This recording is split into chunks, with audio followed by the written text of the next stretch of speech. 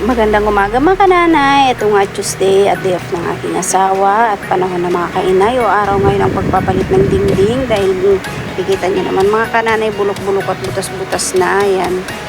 Dinikitan na nga lang namin ng puzzle mga kainay kasi butas na talaga siya at ito naman ang mga batang napakapasaway. Ayan. Kanina pa yan sila nagpapasaway habang nag-aalis ang plywood ng aking asawa ang makainay. Ayan, oh, may mga laruan pero hindi talaga naglalaro. Kundi nagpapasaway mga kainay. Ito naman ang aming ama magluluto ng pundalo. Kasi pagod ng aking asawa. Charot! Pagod. Etchos. Ayan ang aming ulam.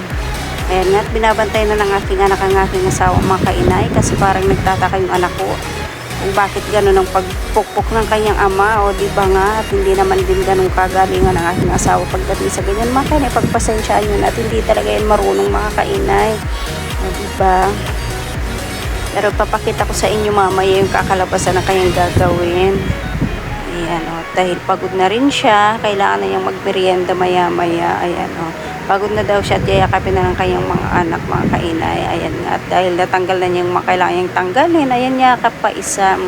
Ibabakin na rin natin mga kananay kasi yung daming tae ng daga dyan mga kainay, tae ng ipis mga kainay kasi yung nilagay na plywood yun mga kainay, panahon pa ng kupong-kupong at ayan nasira na nga, so kailangan na natin siyang palitan mga kainay.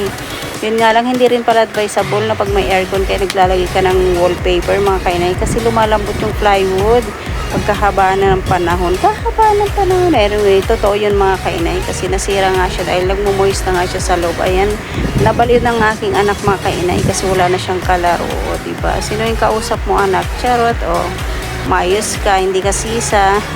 Salamat mga kainay sa panonood.